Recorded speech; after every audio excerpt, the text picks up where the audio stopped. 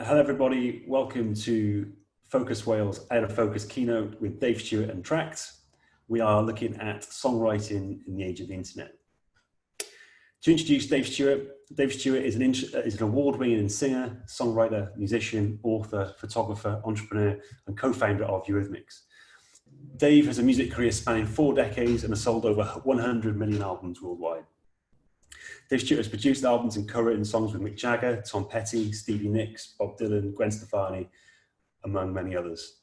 Most recently, Dave created and is the executive producer of NBC's hit TV show Songland. Has proven time and time again over his illustrious career, Dave was a true champion of up-and-coming musical and artistic talent. This past summer, Dave has teamed up with singer-songwriter Thomas Lindsay to release an album, Amity, and has recently signed Otto to his Bay Street Records record label. In introduction to Trackd, we are an 8-track everywhere recording studio for your mobile phone. You are able to capture your song ideas on the move and collaborate with others using Trackd, the app. Through Trackd, Dave Stewart has met several artists and developed them. He's worked with Iris Gold from Denmark and most recently Otto from Wales. Otto is a songwriter and artist who writes songs from a converted old post office in the Rhondda Valley. From his bedroom, he entered the Dave Stewart Trackd Lockdown competition earlier this year, and his entry, which was called Tell Me Something, won. Since the competition, Otto has gone on to sign a record deal with Bay Street Records. So without further ado, I'd like to introduce our guests, Dave Stewart and Otto. Welcome both. Thank you very much. Thank you. Hello. Cool, excellent. So as I said in the introduction, we'll be discussing songwriting and technology, and I'd like to sort of get a little bit of scope of how it was, before the age of the internet and all the tools, etc., that's available to songwriters now, and what better way to do that with a very much established songwriter and a songwriter that has started out in his career in the last couple of years. So I guess my first question for you, Dave, was could you, years of experience, how has technology impacted the songwriting process?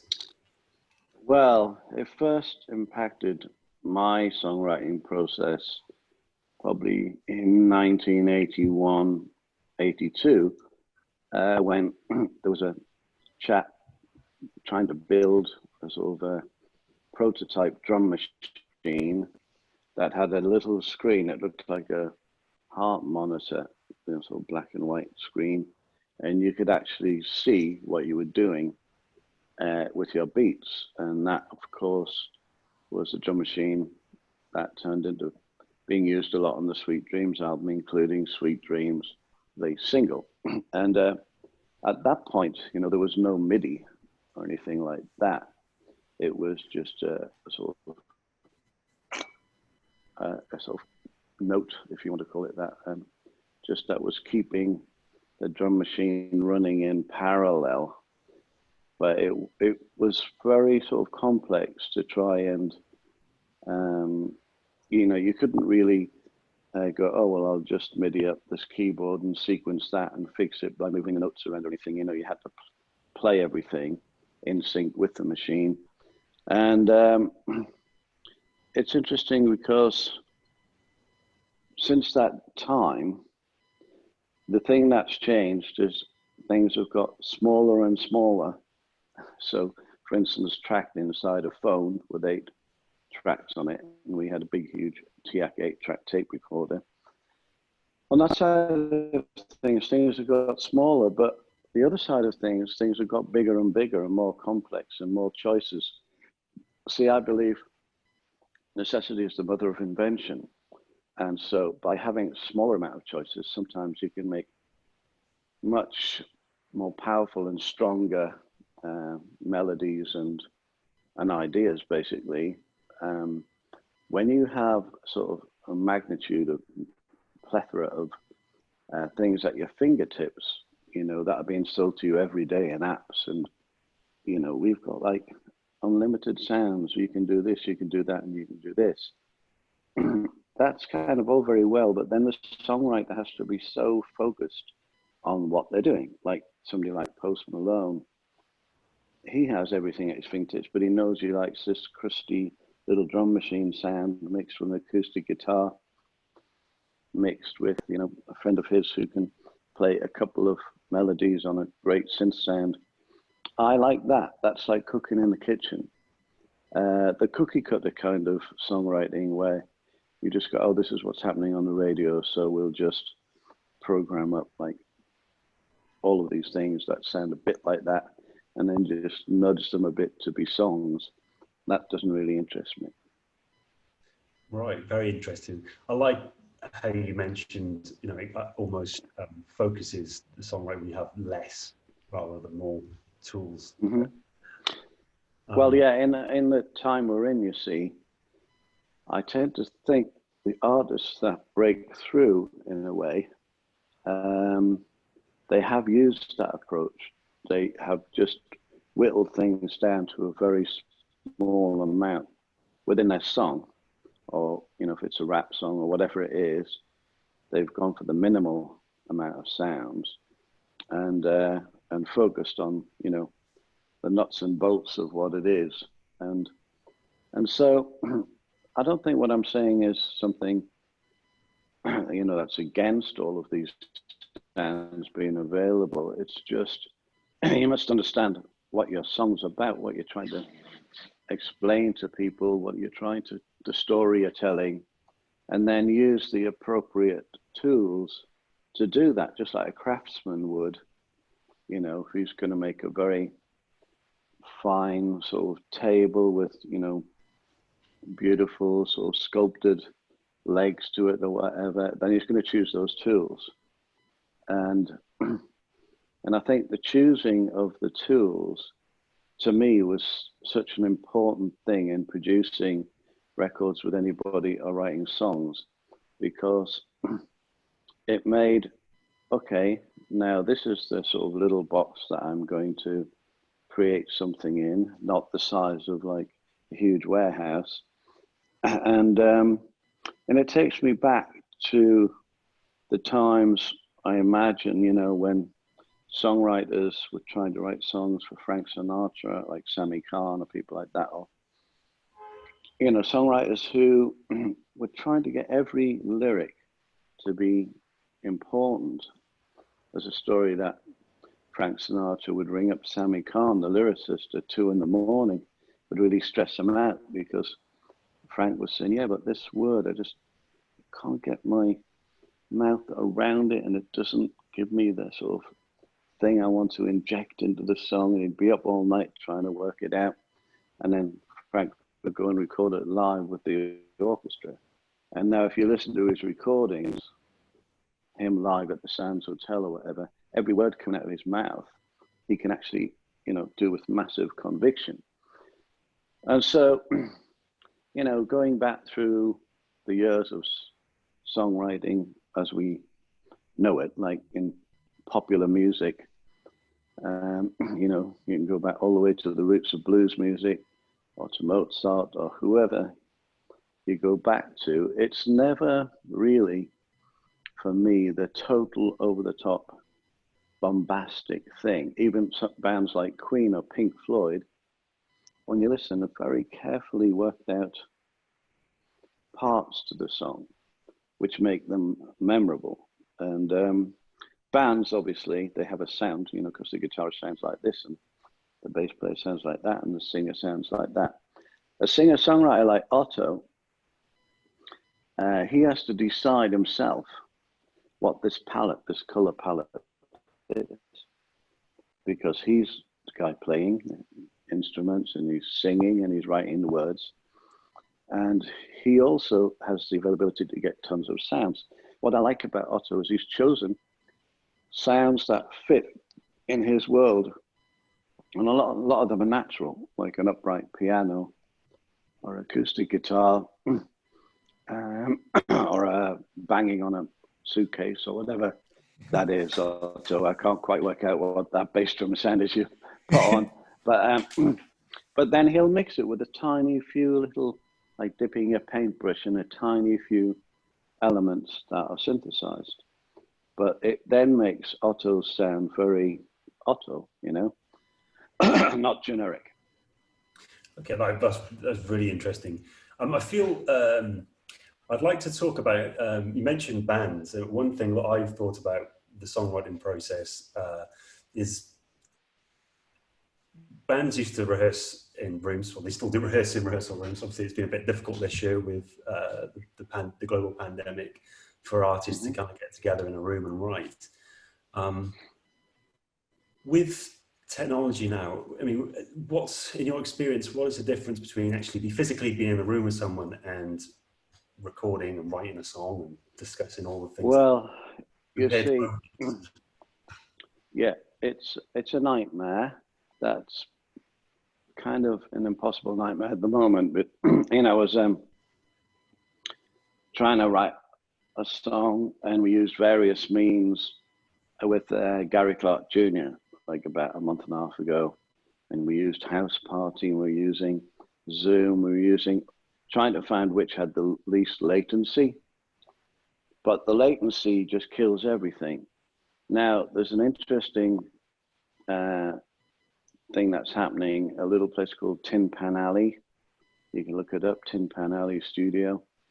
And they have worked out how to fix latency within a 1,000-mile area. Now, that is a joy to most musicians. Not only can they write songs and rehearse, they can play live with the drummer 500 miles away and the bass player, you know, 400 miles away. And they can hear themselves all in sync. In sync meaning, you know, they're absolutely in time with each other. Like if I was to clap my hand, also you clap your hand at the same time, I'll count the same way. People maybe can understand our problem. Ready? 1, 2, 3. Yeah. Yeah. So imagine that between a drum and a guitar and a bass and a sing. It just sounds just like a cacophony. So it's amazing that these massive sort of globalized network, Google, YouTube, Facebook, Instagram, they have not bothered, or they're maybe trying to, but God, how long is it going to take to work out this latency problem where bands would jump on it and be playing live all the time, whereas this Tin Pan Alley Studio has got it nailed. Yeah. So, I mean, I'm assuming for both of you, actually physically being in a room with someone is still very much the preference when it comes to songwriting of any kind. Oh yeah, big time. Oh, definitely. Oh yeah. Yeah, I mean, Otto was writing with another Welsh girl actually, and I could see the joy because he was posting, "Hooray, you know, I'm with somebody." Yeah. writing a song, and you know, it is, or he was playing with them, just playing music together. You know, it's so absolutely therapeutic playing with somebody because there's an immediate sort of empathy and an expression that is shared. And that's why people love going to concerts and stuff, because they see people together on the stage doing something which is actually three-dimensional thinking, if you think about it. I mean, if you take it down to sort of jamming, okay, there's a book called Jamming by John Kao, Harvard business lecturer, and it's about if only jamming would work in other mediums like business. Sorry. You see, when you're jamming, you can't stop the jam and say to the bass player, "Hey, I'm going to go to F sharp minor now," because then the jamming would stop, right? Mm-hmm. But you've seen bands on stage go through 10 minutes at Rolling Stones at the end of Sympathy for the Devil or whatever it is. Things are all happening now. That's like a consciousness shared between them that's happening at the same time. It's not delayed. Everybody is moving, like, you know, like when you see a shoal of fish. Yeah. Or when you see a great soccer match, football match, and you're watching it on the TV or at the match and you suddenly know, oh my God, look what's happening. And you can see everybody moving in the right way. And then the player himself knows he's going to score because everything just falls into place.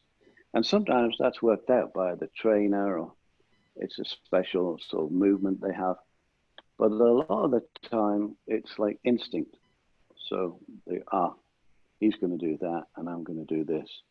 So music has a lot of that when you're playing with people, you know? Yeah, absolutely. It's the magic of that moment as well, isn't it? As you so agree. Also, I'm very interested in how technology has shaped your songwriting since you started out, because technology, I'm assuming, has always been around since you started making music. So can you tell us about your experiences? Yeah, for sure. I mean, I guess kind of being new to the game, I mean, one big thing that I use a lot, like a hell of a lot, is voice notes on my phone. So if I'm walking around and I've got the ability to think of a melody, or someone comes sort of straight away quickly, I could be anywhere and straight away whack out my phone or like an iPad or anything and just quickly chuck it in my voice notes, and then I can come back to that like a week later or like later on that day, and it's there. And usually lyrically, I sort of remember lyrics quite well, but melodies, sort of having the ability to think of something and straight away put it down. I couldn't imagine sort of writing it down on a piece of paper, just the lyrics, and then trying to remember that melody sort of years ago, unless you had sort of all this portable recording equipment, which back then, is a whole lot bigger than it is now. Absolutely. That's actually the same for me, Otto. I have voice notes. The thing is, you've got to remember to title them at the end, because I have voice notes going on and I'm listening to it back, and it's like just a whole load of when I decided to record the street or like the barber shop, and then I'm desperately looking for the thing. So I learned over the years to just, if I'm making something up on the spot, I just give it a title like The River or whatever it is.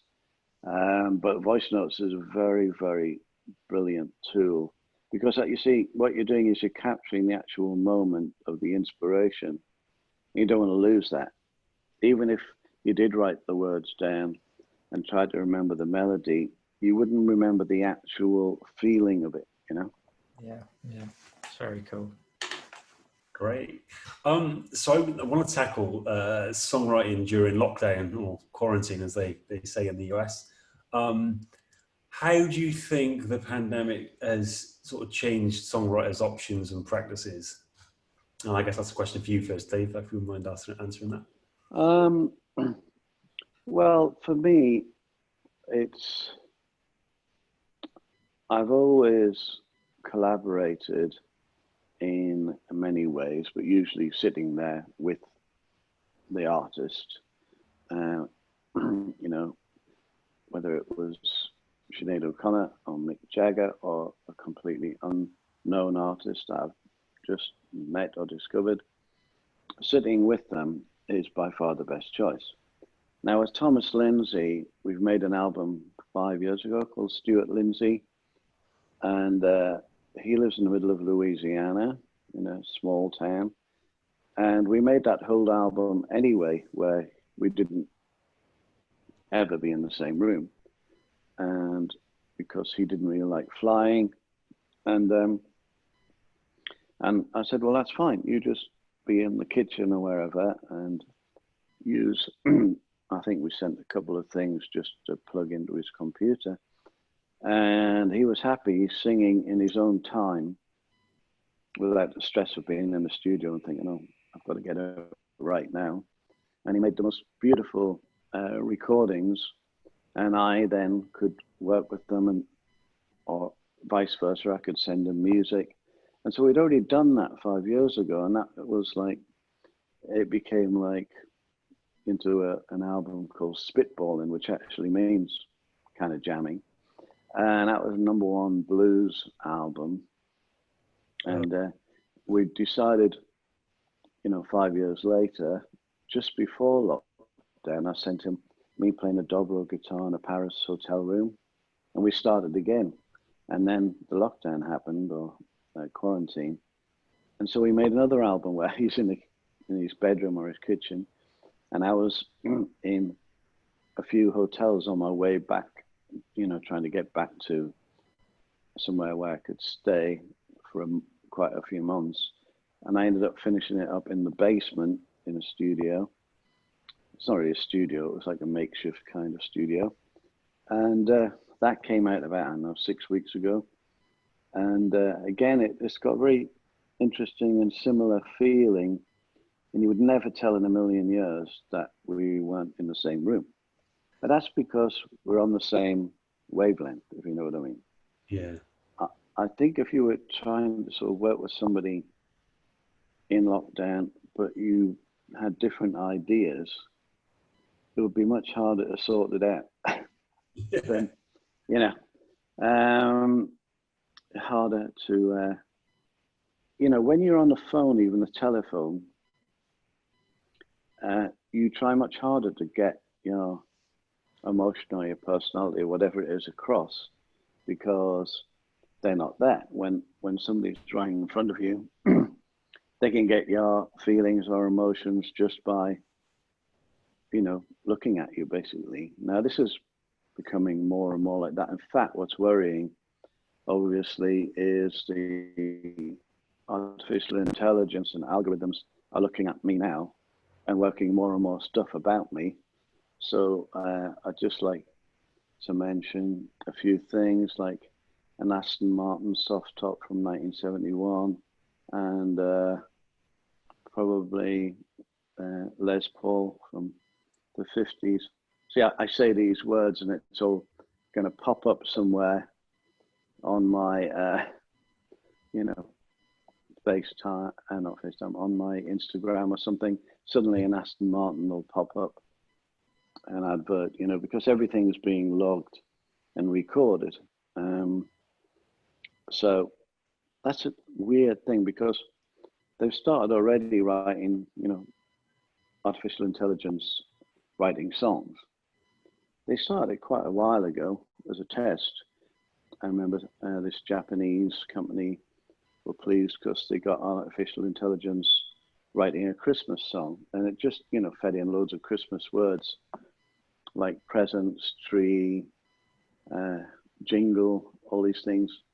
And of course, at first it just came back like presents, trees, and jingle, and didn't really make much sense. But, it will make sense. And,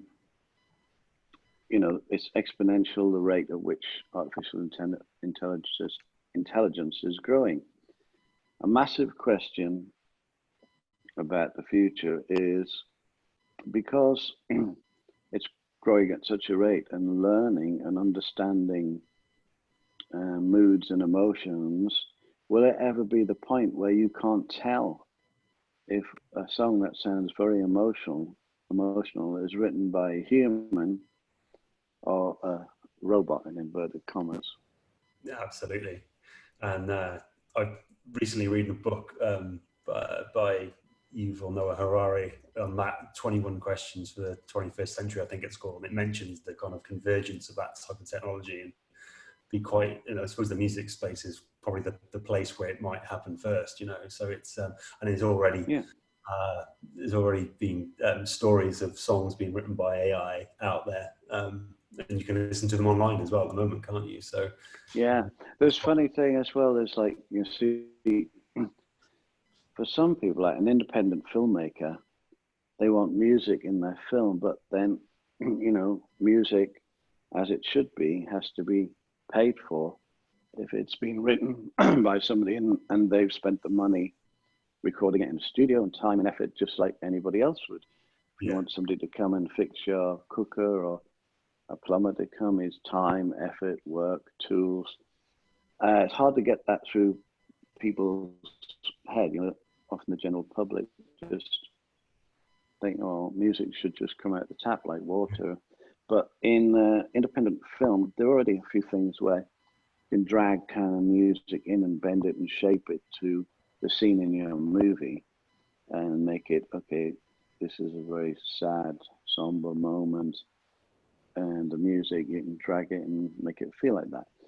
I still think that it would be very hard to actually be a Morricone or a Hans Zimmer people who, you know, just not only understand what the movie is saying at that moment, but then it's just got their own real emotions tied into it, and they're also masters at melody and all of that stuff. But who knows, you know? Yeah, yeah, it's fascinating. So Otto, I want to sort of discuss with you, like, you know, obviously you and Dave are now collaborating together and songwriting. Dave's been producing some of your new work, which we'll delve into in a second. But I want to kind of go back to the lockdown competition and your how you came about putting that particular entry together, and then obviously Dave, you could comment on what you liked from Otto's entry. Yeah. Yeah. Sure. So yeah, I downloaded the stem from the competition sort of website, and yeah, I listened through all of it, and I really enjoyed it. And there was a really kind of cool guitar solo and stuff in there. So I started sort of racking my brain, thinking, what does it need? Like, what's it sort of missing? And I thought it'd be really cool to just add a tiny bit more harmonic value. So I added 2 extra chords on top of the chords that were already sent over, and then I looped the drum beat, and sort of, in a way, just built an entire sort of almost new song around the original idea that Dave sent. And then over the space of about a day, I wrote some lyrics behind it. Yeah, it happened quite quickly, which is really nice, because sometimes songs can happen in a month, or you know, sometimes you'll have them on the back burner for a year, but this one sort of came around very quick. And yeah, I played electric guitar on it and some bits and bobs, just sort of items that I've got around my room and stuff like that, and sent it back. And yeah, I did some fun hand claps too. But yeah. Picking up on what Dave mentioned earlier, what is that bass drum sound? What did you use? Oh yeah, I can actually show you the bass drum sound. If I don't get caught on all my wires. Sorry, people are entering the house. So I'm trying to ask them to be quiet. But so this is what is the bass drum sound there? I sent over sort of tracks for the first EP to Dave, and on one of the tracks, I don't have a full kit in my bedroom yet, but I do have this like old suitcase that I got given. I think it's from like the 1950s. I thought it was. Yeah, so it was just me sort of slamming on it, and then I EQ'd all the high end off and put loads of round and saturation on it, and yeah, it actually came out sounding relatively okay. No, it sounds good. What I had to do here, well, what Otto did was he kind of wrote a song inspired by the track. You see, what a lot of people did was try to play along with the track. I only did a few stems because I didn't want to make too much that it was impossible for people to enter. But so a lot of people kind of played along with the track, and a couple I quite liked, and they came second and third, like Jazz Mike played a saxophone duet with the track.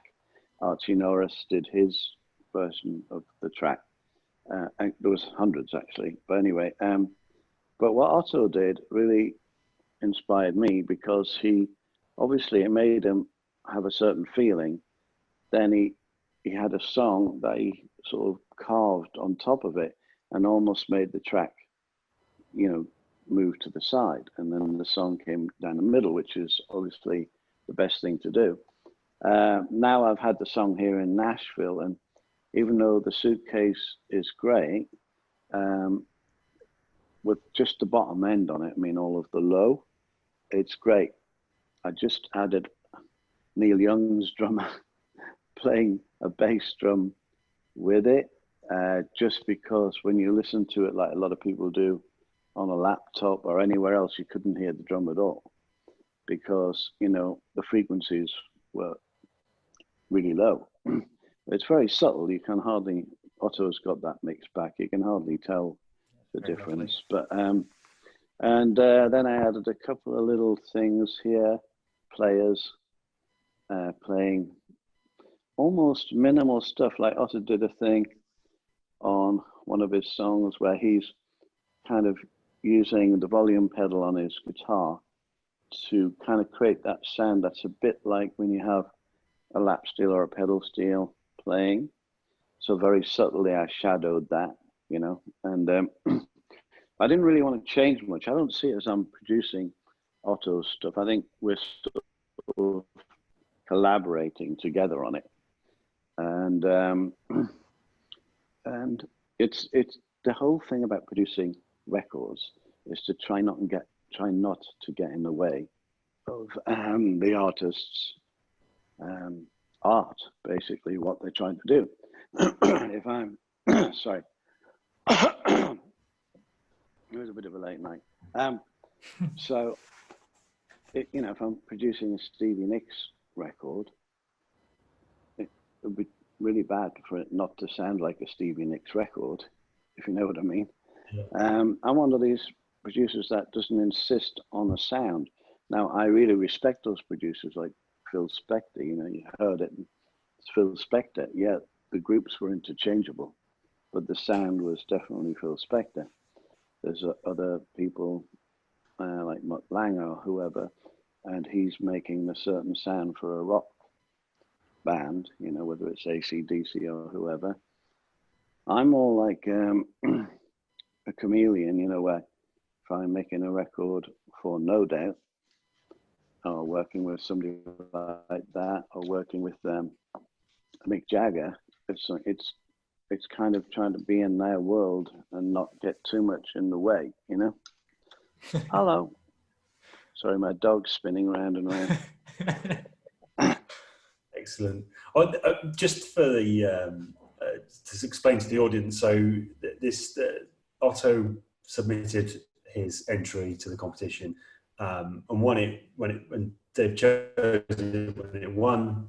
It was very much still in a demo stage, wasn't it? So, also, could you kind of explain what it was like then? You know, taking that idea, then working with Dave, and then I believe it got mixed at Blackbird. Well, it's been a bit of a journey actually, because just jumping in before Otto, just to explain a bit. Yeah, the arrangement got a bit shuffled about, and some things got took out and made more bare. And actually, I would speak to Otto on the phone. I remember talking about the guitar and saying, how about sort of playing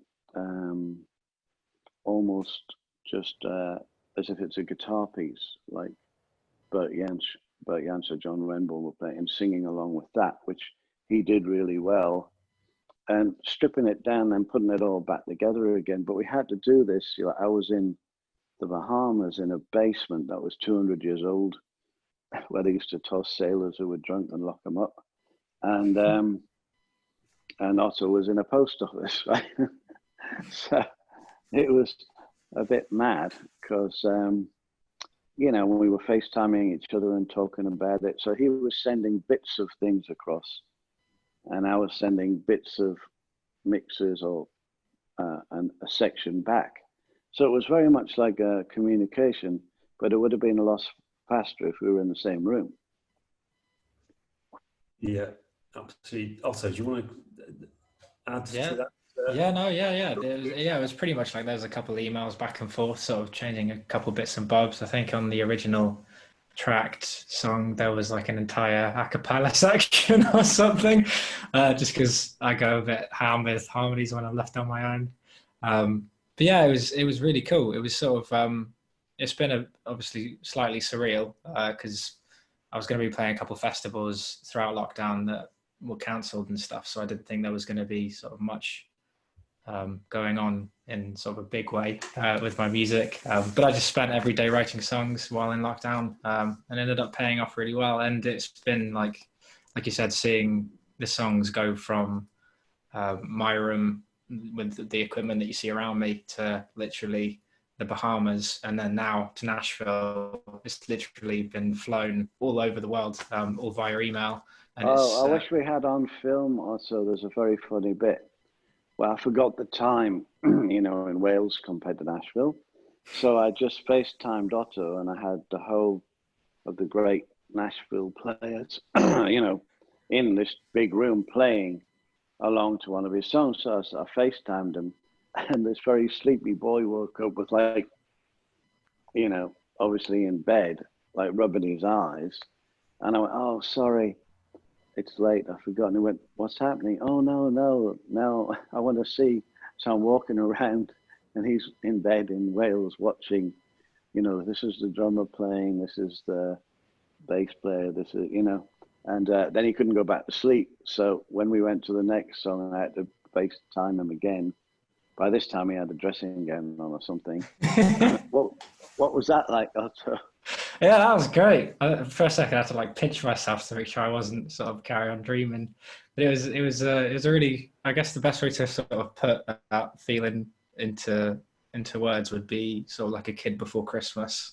I felt like I couldn't, you know, I was so like fixated on the fact that there's a song being mixed in, you know, arguably one of the world's best studios, half the world away, and there I am, almost half asleep in bed. I was like, I don't know, I think I got my camera out, started filming a bit of it just because it was like, I don't know, something that I want to remember, and it was a really cool feeling that like I haven't felt in years. I did feel like a sort of kid again, which was really nice. And yeah, a bit embarrassed because I was I was sort of mainly nude for the first phone call, and there's all these incredible session musicians, and yeah, it was quite a good laugh. It was really nice to sort of say hello to everyone as well, as they're sort of all crafting these songs. Yeah, they all loved Otto's songs. Realign, which was a song from the forthcoming EP, that played some amazing things on that, very gently on top of what he'd already put. But they really loved that song, kept wanting to hear it back again and again. So I'm excited about the release of the first track, Tell Me Something, which was born out of the Trackd competition. And then I'm also excited about the EP that's coming the beginning of next year, which we're still working on here. Brilliant. Well, on that note, I think it'd be a great point to play some music. So we've got a world exclusive here first. Tell Me Something, the music video, which is done during lockdown as well, which is it shows how much work that you've been doing. That's a whole other story, yeah. Yeah. I guess it was part filmed in Wales, part filmed in Nashville. It features the Eva Holbrook, and it's been edited by Spark. So here is Tell Me Something. Tell me something that I don't know. Give me reasons to find some hope. I know that we could fly. Let's go. This love was a fire. Maybe I will change my ways. Lead me through my darkest days. By my side, I'll be fine. Morning coffee, I check my phone. Don't you want to waste some time alone? Won't you just stay a little while till I sort my mind? Tell me something that I don't know. Give me reasons to find some hope. I know that we could fly. Let's go. This love was a fire. Here's something that I should know. Your heart was fire, but I was stone cold. Forgive me for chasing round old ghosts. You're the one I desire. I'm sorry that I left. I feel it in my chest when you say you need me. Come over and see me. Promise me that we'll be just fine. I remember your silhouette. How could I forget? I'll be yours forever. We could stay together. I will never leave this time. Tell me something that I don't know. Give me reasons to find some hope. I know that we could fly. Let's go. This love was a fire.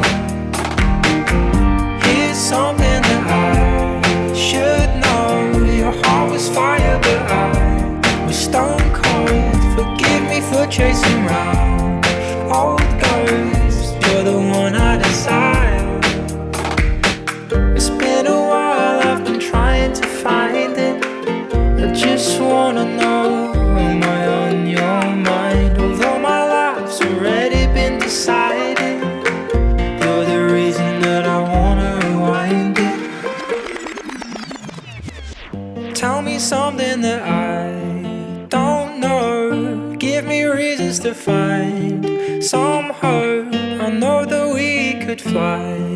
Let's go. This love was a fire.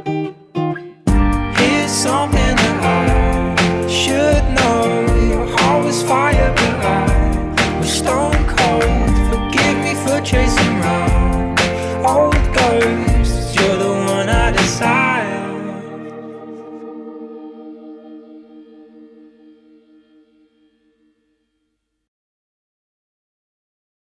That was Tell Me Something by Otto, which is out on Bay Street Records in October 23rd to be precise. And we'll share all the details for that. I hope you enjoyed it. So moving on to our next section and our final section, I want to focus on the future of songwriting, collaboration and technology. So question for you both, what do you think and hope for with the future of songwriting? Well, fairness and transparency in payment would be good. You know, for all of the younger artists that are sort of starting out, it's it's complex. All the things you have to sign up for and understand where the songs are going and how do you actually get paid? Because, you know, most musicians, you know, 99.9% probably have not been paid. And it took years and years for YouTube to slowly say, oh, we're trying to work it out. And like, yeah, right. But anyway, so there's one side of it, which is the future, like how do they survive? Young musicians starting out. And the other side of it is how long is this going to last without, you know, having a vaccine, or even if there is one? When will people be confident enough to go to a show, which is another way that musicians even starting out can make a little bit of income. So a lot of it is down to how, as I said earlier, how fast can they work out this latency where people can perform together in time, in sync, even though they're not allowed to be together. Yeah. And that's a really, really big one that the audience needs to understand why it's very tricky and for people to do it. And how we have to do it is, just recently I did it with Annie, for instance, for a charity. I had to record my guitar track, and then Annie had to hear it in her ear in Los Angeles and play the piano along. So it's not actually us. It looked like us two playing together, but it's actually not. And that's the same goes for anything you've ever seen on the TV or internet. Nobody's actually playing live. It's a real sort of struggle, unless they're in the same room, obviously. The songwriting, for me, the future of songwriting, there's always been a mixture, you know, of music. You know, if I go back to when I was a kid, you know, on the charts, you'd have, you know, anybody from like Cliff Richards or, you know, and the Rolling Stones at the same time. You couldn't get more different in a way. And then you would have a mixture of influx of American music that came in with Neil Young and people like that, Joni Mitchell, and it went back the other way again. And there's always this back and forth. But to me, the root of all of it, and why I made the film Deep Blues, goes all the way back to the roots of blues music, which goes back to Africa, and also goes back to India. And so I think that will always happen, that countries will influence other countries and musicians will influence other musicians. Now, that was happening back then. Imagine we've got the internet, right? So, you know, a young person on YouTube might suddenly discover Aretha Franklin for the first time and go, oh my God, have you heard Aretha Franklin? And I'm like, yeah. You know, and then it inspires them to sort of write soul songs or be a gospel singer or whatever. Yeah. So I think it's not going to change so much as it's just there's more. it's like the sounds I was talking about. There's just more young people on the web singing songs, performing cover versions, writing their own songs. So many that there's 40,000 songs a day uploaded to Spotify. Now, if that's hard to comprehend, so to be an artist that actually stands out independently, you know, and waves that little flag like, hey, I'm here, that's becoming more and more tricky.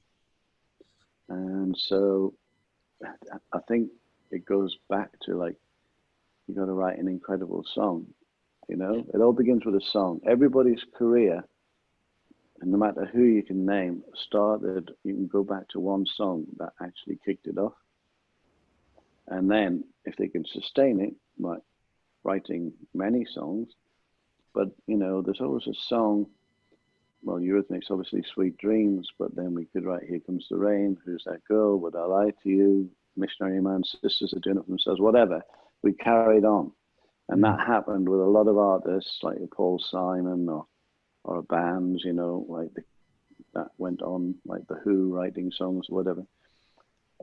And lots of bands of today, you know, will come up with a number of songs till they have like enough volume of work that they can last their lifetime of playing that. And an audience will always go there, you know, their audience of their time or whatever, you know, whenever it was. If there were an audience from 2005 that were 16 years old and really got into the band then, it doesn't matter at 45, they'll still want to hear those songs and see that band or that artist play.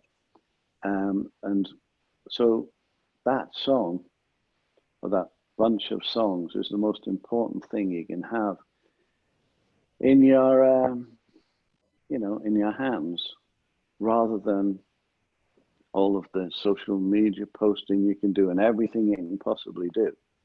The concentration probably should go back all the way back to the craft and putting your heart and soul into that song.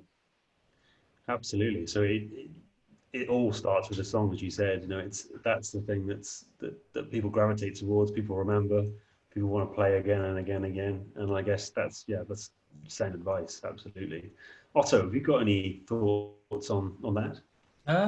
Yeah, I guess like where songwriting is concerned, for me, I'd consider songwriting as, I think Dave said earlier, it's like a massive sort of form of therapy.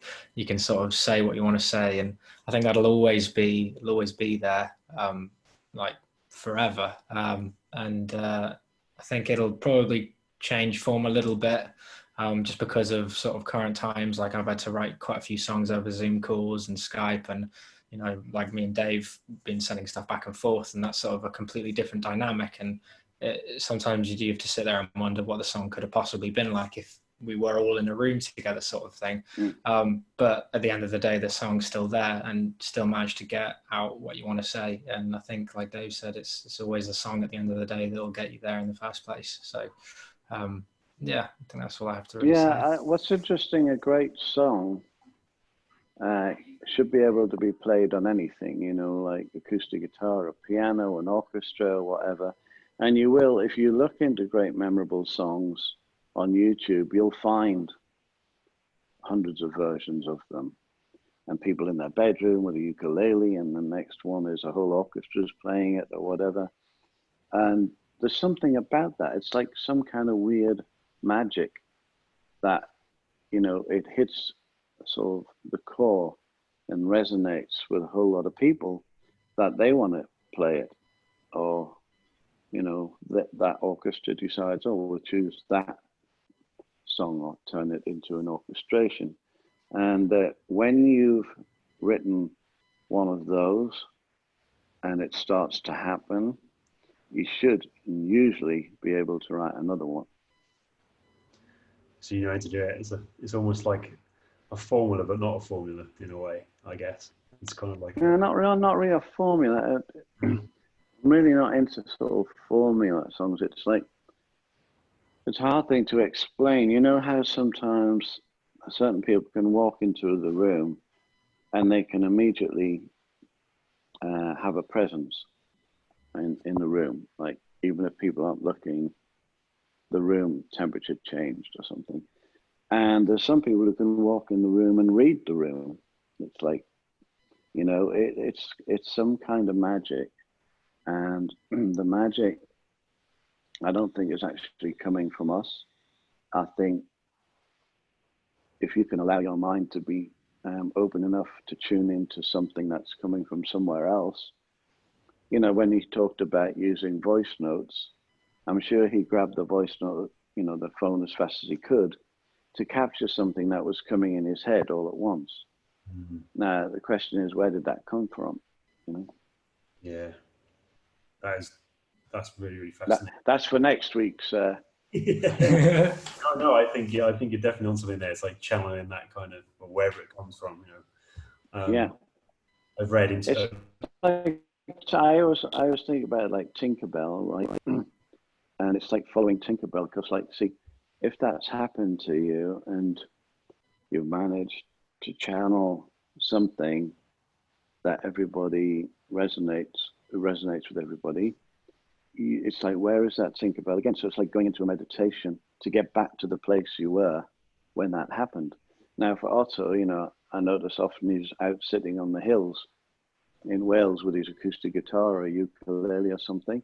And it can be a lot of things: going down by the river, lying on your back, on the bed. You know, it's just getting into the zone, you know, the space between your thoughts.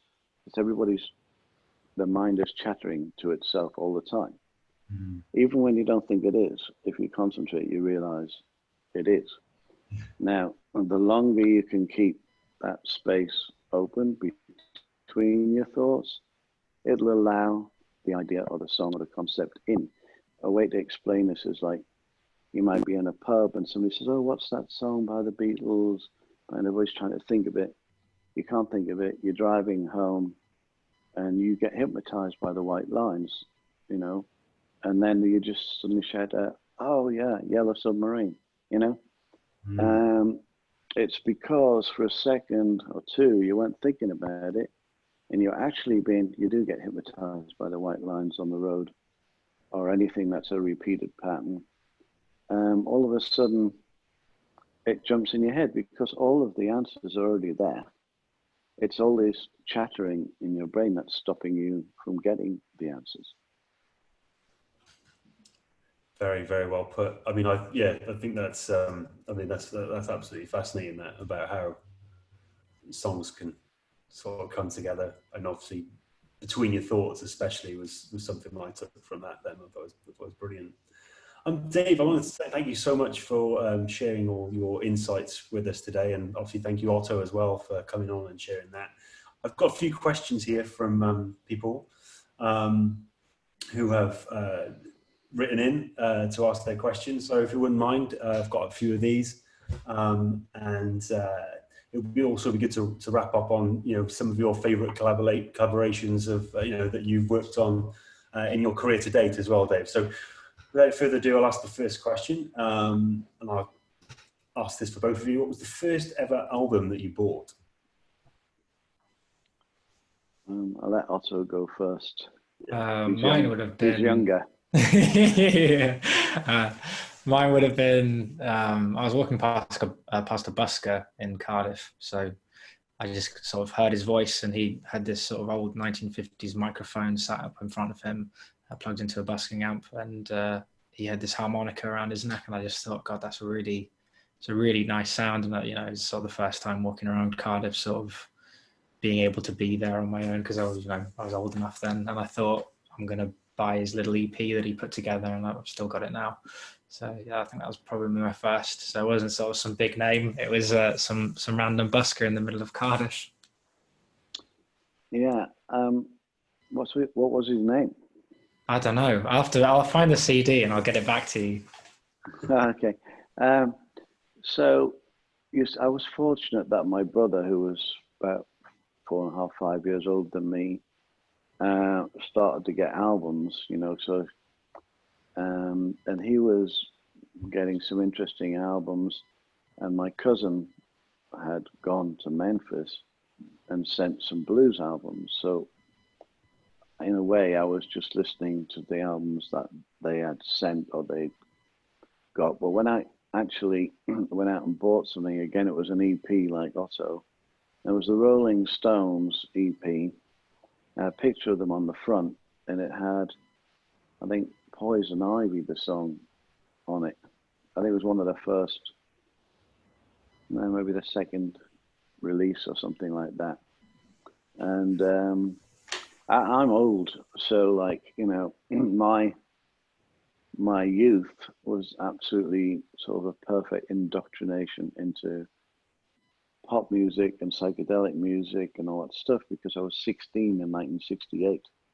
So you can imagine the bombardment of music coming from Britain and America, and it was overwhelming, you know, the amount of amazing records coming out. I mean, 1971, David Bowie with, you know, I mean, well, he was released before that, but I mean, the amount of stuff coming out, you know, from Ziggy Stardust to Hunky Dory and everything in between.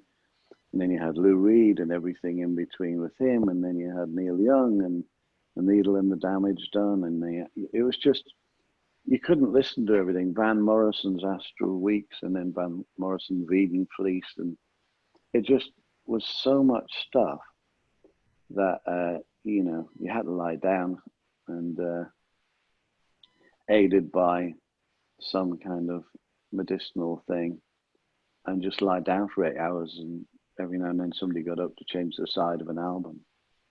Excellent. Okay, thank you very much both for that. We've kind of touched on a few of these, but I guess maybe pinpoint one bit of advice. Someone's asked, what advice do you have for songwriters considering the new situation?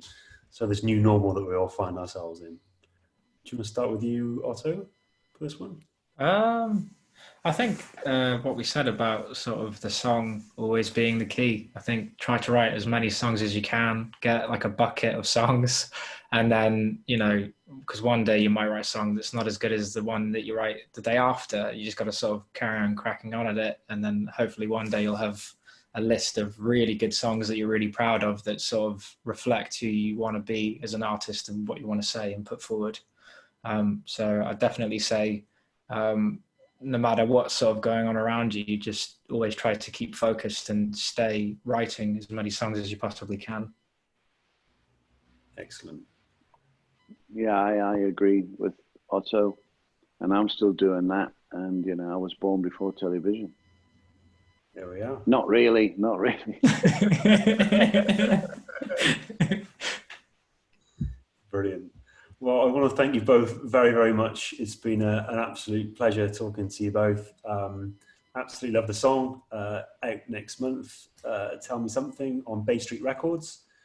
And yeah, so thank you from all of us at Focus Wales and at Track Music. And all the very best for the future. Good luck. All right, thank you so much. Awesome. Cheers. Bye-bye. Cheers, bye.